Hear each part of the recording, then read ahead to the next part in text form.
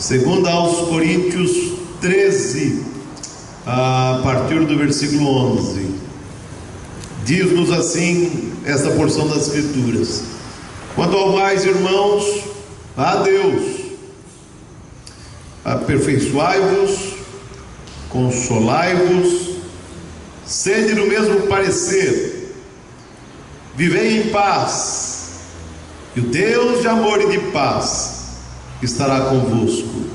Saudai-vos uns aos outros com ósculo santo. Todos os santos vos saúdam. A graça do Senhor Jesus Cristo, e o amor de Deus e a comunhão do Espírito Santo sejam com todos vós. Queridos, chegamos hoje, como eu disse, ao final da exposição da segunda carta de Paulo aos Coríntios.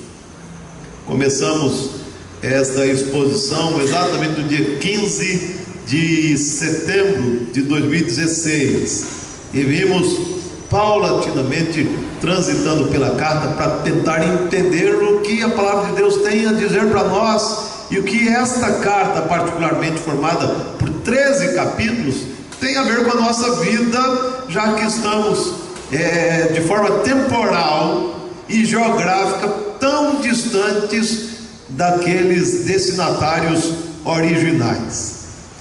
A despeito dos versículos lidos comporem a conclusão desta carta, ainda assim eu quero lhe convidar a fazer uma viagem. A gente vai voltar um pouquinho no tempo. Eu queria que a gente lembrasse quando a carta foi escrita, por que foi escrita, para a gente ter uma visão do propósito ali e depois chegar à conclusão, percebendo onde o apóstolo Paulo chegou. O Evangelho chegou à cidade de Corinto, a principal cidade da região conhecida como Acaia, cerca de 20 anos depois da morte de Jesus, 20 anos depois da crucificação de Jesus. Ou seja, o Evangelho chegou à cidade de Corinto por volta dos anos 50 depois de Cristo. A população de Corinto, da cidade de Corinto, era uma população mista. Era formada por gregos, formada por romanos, colonos romanos e por judeus. Então você tinha um grupo bem miscigenado naquela realidade: gregos, romanos e judeus. A cidade de Corinto estava localizada na principal rota comercial daquela região da Acaia. Por isso havia uma corrente ininterrupta de comerciantes daquela região, o que tornava aquela cidade particularmente uma cidade rica, uma cidade próspera, uma cidade bem sucedida. Corinto era uma cidade portuária, e o que facilitava obviamente o trânsito de qualquer tipo de material, facilitava o trânsito comercial. E sendo uma cidade portuária, a cidade também se tornou conhecida como uma cidade imoral, ficou conhecida pela sua imoralidade. Tanto que existia um templo dedicado a Afrodite, onde trabalhavam cerca de 1000 prostitutas cultuais, que usavam a sua sexualidade para adorar a essa deusa pagã conhecida como Afrodite. A cidade era promíscua, e tão promíscua que corintianizar tornou-se sinônimo de imoralidade. Segundo Lucas, Paulo visitou a cidade de Corinto em pelo menos 2 oportunidades. Você pode ver isso em Atos 18, pode ver em Atos 20. E na primeira visita àquela cidade, o apóstolo Paulo fundou a igreja, e ali permaneceu por cerca de 18 meses, 1 ano e meio trabalhando. Você deve se lembrar que o apóstolo Paulo chegou sozinho e, portanto, teve que trabalhar com as próprias mãos, fazendo tendas para se manter. Foi acolhido inclusive por um casal naquele momento, Priscila e Áquila, que o ajudaram naquela parceria, porque eram do mesmo ofício. É o que Lucas nos informa lá em Atos 18. Só posteriormente, com a chegada de alguns irmãos, o apóstolo Paulo pôde se dedicar de maneira integral à pregação do Evangelho na cidade de Corinto. Mesmo depois de sair da cidade de Corinto, o apóstolo Paulo manteve contato com aqueles irmãos por meio de correspondências. Nós temos pelo menos 2 dessas cartas enviadas por Paulo à cidade de Corinto. Alguns entendem que ele escreveu 4 cartas àquela igreja, mas nós temos aqui a primeira carta e temos a segunda carta enviada aos membros daquela comunidade. E lendo a carta que temos em mãos, algumas coisas saltam aos olhos e nós conseguimos descobrir inclusive a razão de ser dessa carta.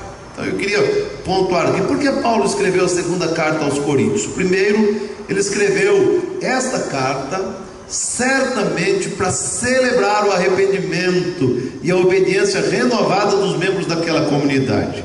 O apóstolo Paulo fizera sérias exortações à igreja de Corinto ali na primeira carta, e agora ele envia a segunda carta feliz porque alguns irmãos atenderam às suas exortações e houve arrependimento, e a cidade, a igreja, melhor dizendo, estava passando por um momento de renovação.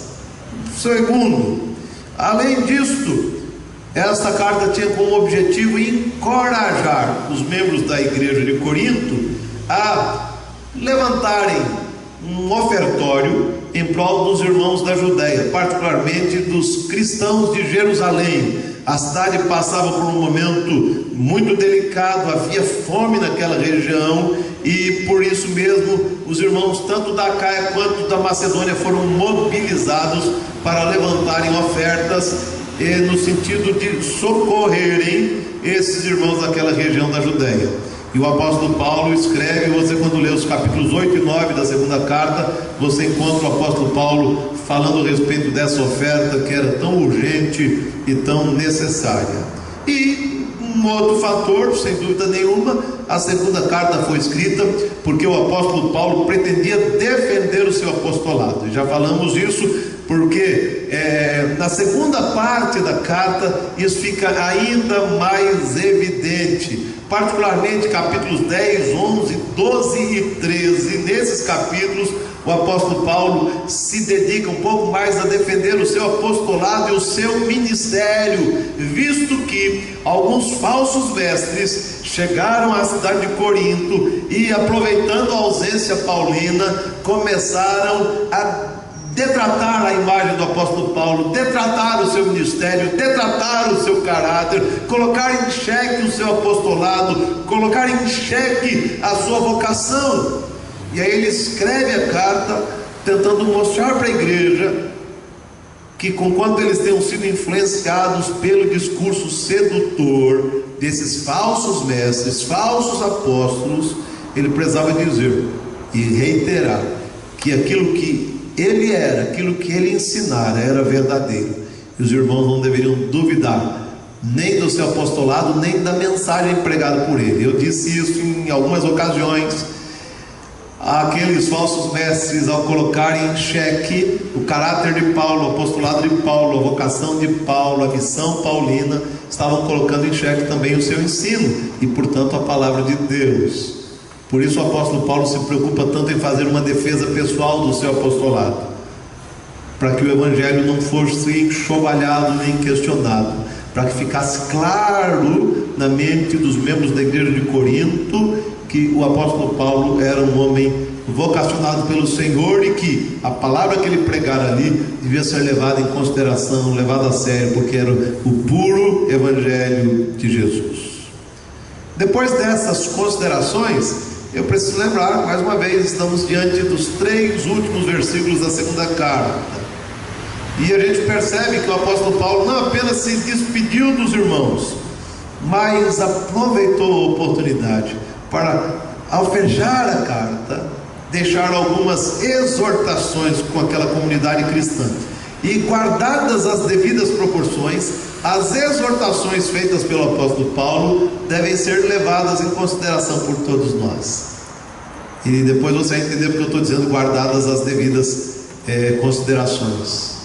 Então, guardadas as devidas proporções, melhor dizendo, nós devemos aplicar à nossa vida cada uma dessas exortações paulinas. 5 exortações feitas pelo apóstolo Paulo. É sobre isso que eu quero conversar com os irmãos.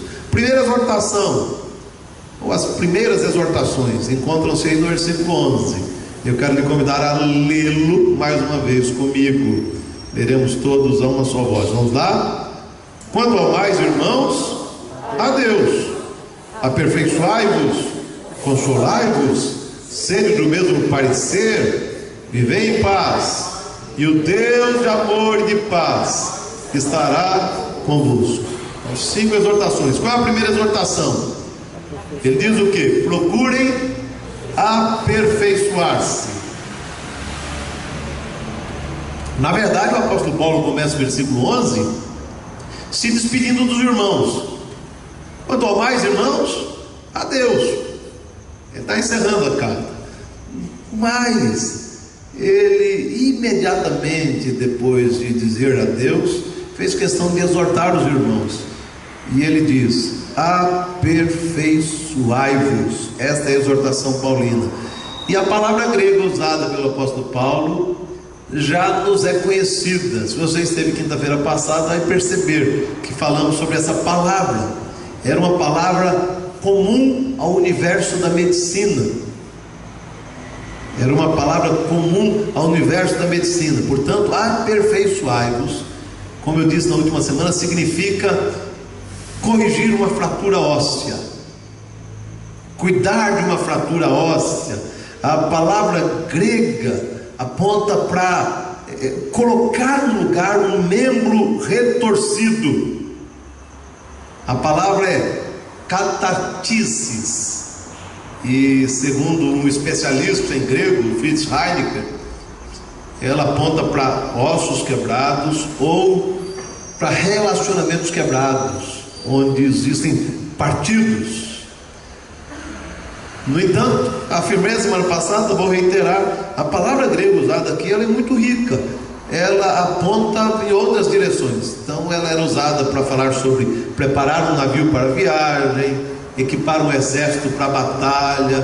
Era usada também quando alguém queria falar sobre consertar redes, fechar os buracos maiores de uma rede que precisa ter dimensões adequadas para você pegar os peixes. Então essa palavra é rica, tem vários significados. Portanto, o que eu quero que você note é que, conhecedor que era daquela igreja, e sabendo que aquela igreja carregava uma série de debilidades, o apóstolo Paulo entendia que os coríntios precisavam aperfeiçoar-se, ou tratar de todas as pendências, ou tratar de todas as fraturas, para que a igreja pudesse ser uma comunidade saudável e agradável a Deus. Então entenda, meu querido, que eles deveriam passar por um processo de restauração. Valores cristãos deveriam ser retomados, eles deveriam amadurecer, eles deveriam abandonar o falso evangelho ensinado pelos falsos mestres que se infiltraram na igreja. Eles deveriam repudiar tais falsos apóstolos, e eles deveriam buscar ardentemente um caráter cristão exemplar para a glória do Senhor. É isso que o apóstolo Paulo está dizendo: aperfeiçoem-se, amadureçam, corrijam as fraturas existentes no meio da igreja. Essa é a primeira exortação feita pelo apóstolo Paulo. Mas ele faz uma segunda exortação, está no mesmo versículo 11: quanto ao mais, irmãos, a Deus aperfeiçoai-vos e consolai-vos. E na verdade a ideia é: consolem-se. Essa é a segunda exortação, mutuamente, consolem-se mutuamente. E é interessante lembrar o seguinte, que naquele momento, quando Paulo se tornara vítima dos ataques covardes dos falsos mestres, naquele momento os coríntios estavam preocupados apenas com o seu próprio umbigo, E de fato não estavam nem muito preocupados se o apóstolo Paulo estava sendo detonado ou não, se estavam colocando em xeque o seu apostolado ou não. Eles estavam dando crédito aos falsos mestres e estavam olhando apenas para o próprio umbigo, para a própria realidade, para as próprias necessidades. E Paulo faz questão de dizer que eles deveriam estender os seus olhos e olhar mais adiante, olhar para os irmãos e demonstrar interesse pelo bem-estar dos irmãos. O objetivo desse olhar era levar os membros da igreja de Corinto ao exercício generoso da consolação mútua. Era isso que Paulo esperava daquela igreja, ou seja, os membros da igreja de Corinto deveriam se tornar semelhantes a Barnabé, se colocando ao lado um do outro para ajudar o outro durante a caminhada da fé. Na igreja de Jesus, meu querido, não pode existir lugar para trabalho solo. Precisamos lembrar que somos comunidade, somos povo de Deus. O apóstolo Paulo usa uma figura de linguagem para representar a igreja. Ele diz que somos corpo de Cristo, se referindo à comunidade. Ele vai dizer que nós somos templo do Espírito Santo, mas ele faz questão de dizer que somos corpo de Cristo. E ele, ao fazer referência ao corpo de Cristo, vai dizer que cada parte é importante.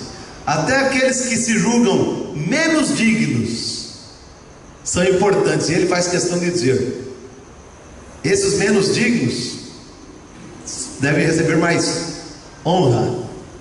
Ele está fazendo uma referência ao corpo, e ele está mostrando: olha, a gente às vezes despreza isso, despreza aquilo. Exatamente as partes menos dignas deviam ser mais honradas, porque são muito importantes.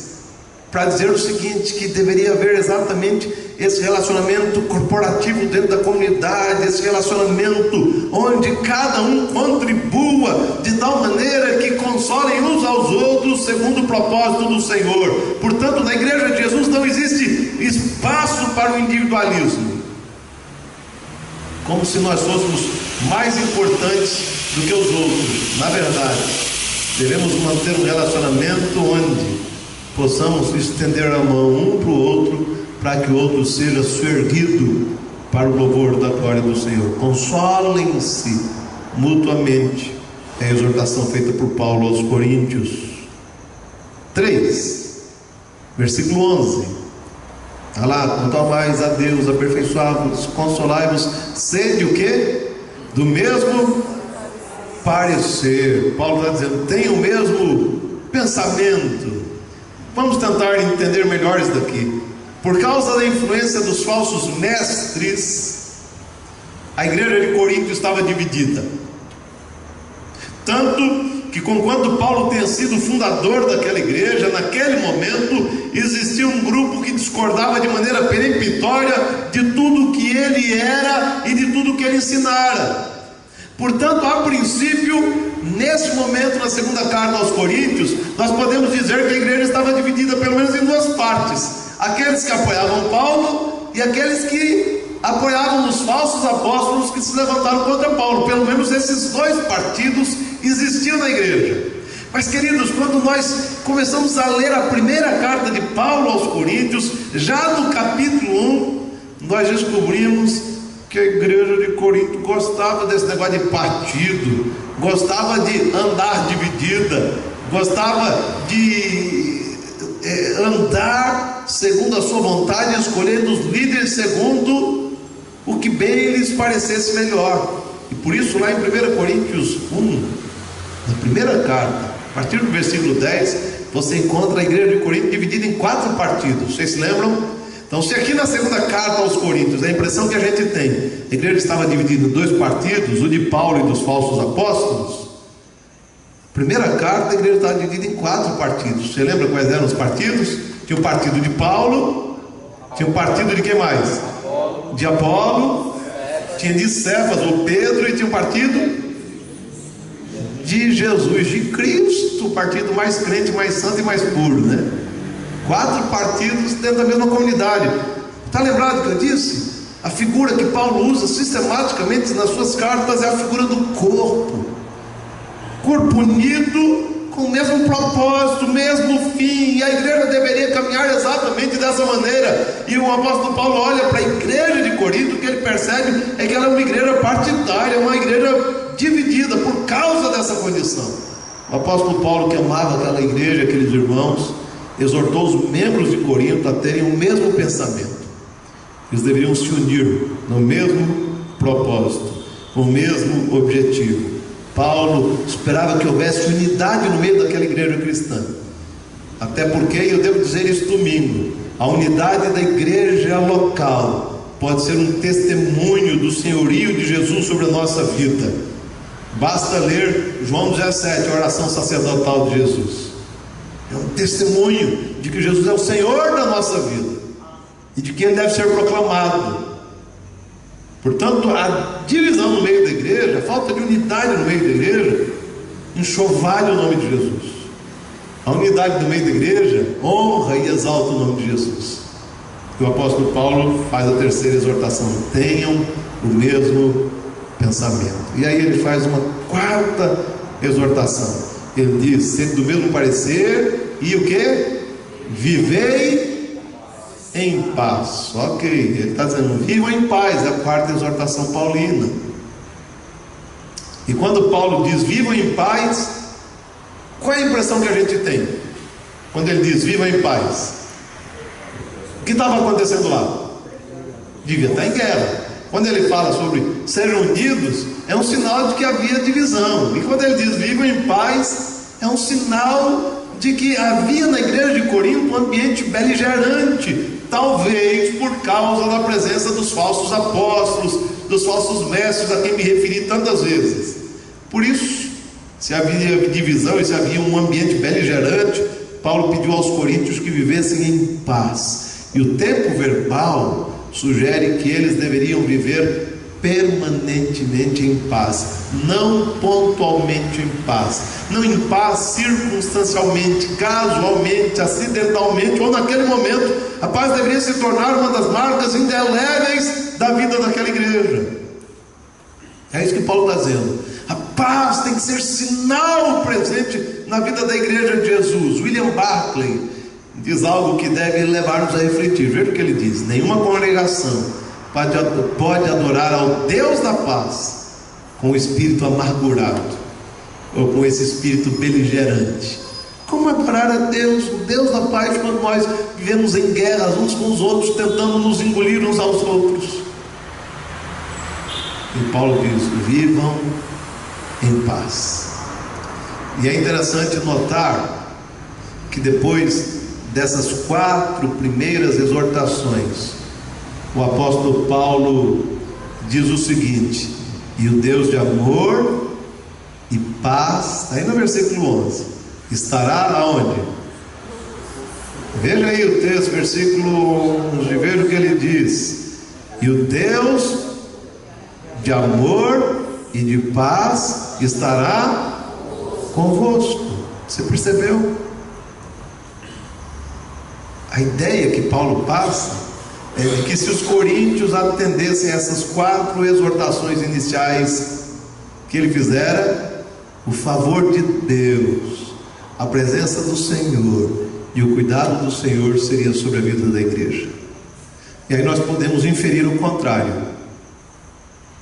Se a igreja não estivesse vivendo conforme essas exortações, aperfeiçoai-vos, consolai-vos, sede do mesmo parecer, vivei em paz, a igreja não contaria com o favor e com a bênção de Deus. Aí Paulo diz: vivam assim, e o Deus da paz, o Deus de amor, estará sobre vocês. Eu estou pontuando isso, salientando isso, porque às vezes a gente ouve essas exortações e diz: não tem nada a ver, não tem problema não. E tem problema sim. Essas marcas, esses sinais precisam estar evidentes na vida da igreja de Jesus. E aí Paulo faz uma quinta e última exortação, e eu quero apenas mencionar essa aqui de uma quinta e última exortação. Está aí no versículo 12. Vamos ler todos juntos? Vamos lá. Saudai-vos uns aos outros com ósculo santo. Todos os santos vos saúdam. Saúdem-se com ósculo santo.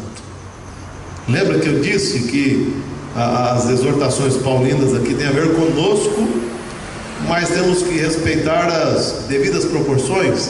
Eu diria que as 4 exortações primeiras têm tudo a ver conosco. Essa 5ª exortação tem um aspecto muito cultural presente. Por isso que eu salientei isso. Aí ele diz: saúdem-se com ósculo santo. Naquela sociedade, o ósculo é beijo. Ósculo é beijo. Beijo na face. E o apóstolo Paulo está falando sobre isso, mas naquela sociedade, o beijo era símbolo de saudação, de respeito. Vocês já viram quando, na nossa cultura, quando o filho às vezes encontra o pai, dá um beijo no rosto, o pai dá um beijo no rosto do filho, coisa parecida? Ou então o avô beija a mão do netinho e o netinho faz o quê? Beija a mão do avô. A gente conhece essa linguagem. Ali naquele contexto, o beijo, o ósculo, era um símbolo de saudação, de respeito. Era usado normalmente quando amigos se encontravam. Mas, desde a antiguidade, o beijo entre os cristãos era um gesto de amor e comunhão. Tanto que quando um membro da igreja era recebido pelo batismo, esse recém-convertido, depois do batismo, era recebido com um ósculo pelos irmãos, um sinal de que era bem-vindo, que fazia parte da comunidade. Era um gesto de carinho, de amor, de cuidado, de zelo, de respeito. E é curioso, normalmente esse ósculo naquela sociedade era entre pessoas do mesmo sexo. Homem beijava a face do homem, a mulher beijava a face da mulher. Esse é o contexto no qual o apóstolo Paulo estava inserido. E aí você pode perceber que o apóstolo Paulo queria que os irmãos usassem essa prática de saudação, e ele diz: saudai-vos uns aos outros com o ósculo santo.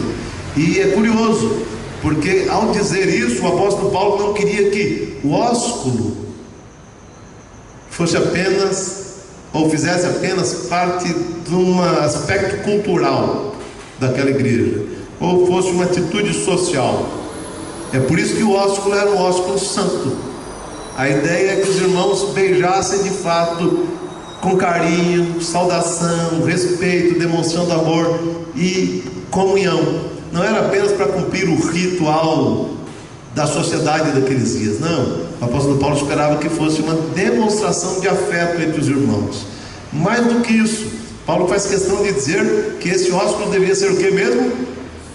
Santo. E quando ele fala sobre ósculo santo, ele está dizendo que eles deveriam destituir qualquer sinal de lascívia ou de erotismo nesse beijo.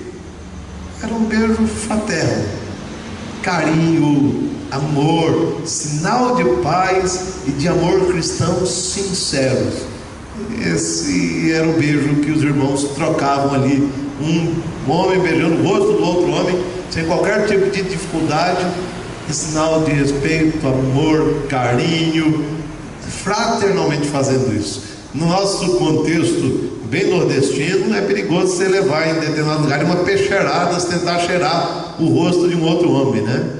Eu sempre tive esse hábito, e sempre mantive esse hábito. E eu me lembro que tinha um irmãozinho, quando eu ia dar um cheiro dele, ele ficava duro assim, quase fazendo assim, não chegue, né? E às vezes alguns, por questão cultural, questão de beijo e tudo mais, tem resistência, mas não deveríamos ter. Isso daqui deveria ser inclusive colocado em prática por nós. E aí é interessante, eu disse que não pode ser um aspecto cultural, e de repente aquela cultura não deveria ditar a regra do beijo. O beijo deveria exceder a cultura, portanto não deveria ser apenas algo social, apenas para cumprir o ritual, deveria ser um ósculo santo. E a nossa cultura que rechaça isso também não deveria rechaçar. O nosso amor pelo irmão deveria ser tão maior que isso, que poderíamos recebê-lo com cheiro, sem problema nenhum, sem medo de ser mal interpretado nessa sociedade que fala tanto sobre a questão homoafetiva, sem medo nenhum.